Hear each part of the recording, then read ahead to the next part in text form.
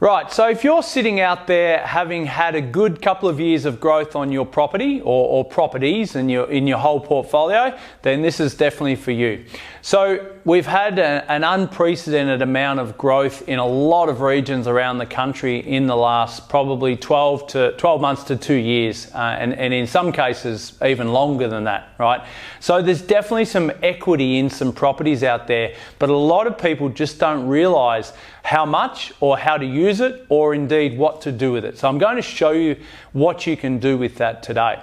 I've got an example here behind me on the whiteboard. So I'm just taking some nice round numbers. I'm saying, right, we've got a valuation on our property of $1 million, right?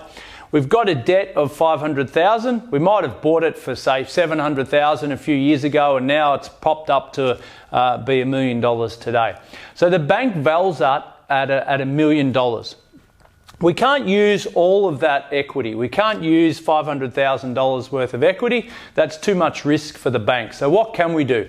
Well, we can use up to 80% of that value, or that $1 million, minus the debt that we've got. So if we do that calculation, $1 million times 80% is $800,000, minus our debt of $500,000 gives us usable equity of $300,000.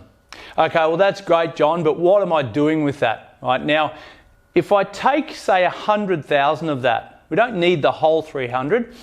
That's a loan from the asset that we've got right now, from the bank, that we're going to take to buy an investment property. So let's say we buy or look to buy a property for $600,000. Now the key is, where are we going to buy something like that? So we might be thinking, well, I can't buy anything for $1 million, or sorry, $600,000 in my area, because all the property prices have gone up and they're now $1 million, right? And locally on the Central Coast, that's exactly it. It's like, well, where do I put my money?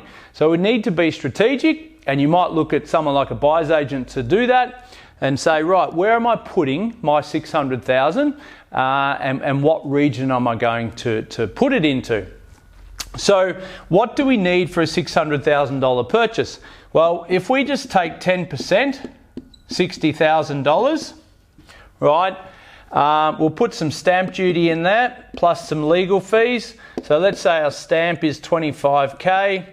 And let's say our legals and research, including building and pest inspection and conveyancing fees, are $5K. We total that out at $90,000.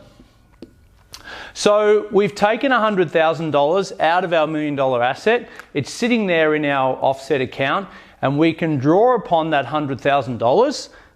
We only need 90 of it. We might have 10 up our sleeve for a buyer's agent, and we go and find a property somewhere around the country that's going to fit our strategy. So it's finding someone that can do that for you and has enough time, knowledge and resources to be able to say, this is the location, this is the yield you need for your situation, now let's go and execute that. And let's execute that in the next 3 to 6 months, because these times aren't going to last forever. So we need to be strategic about getting in soon, but also buying something that's going to perform well for us for the next 10 to 15 years.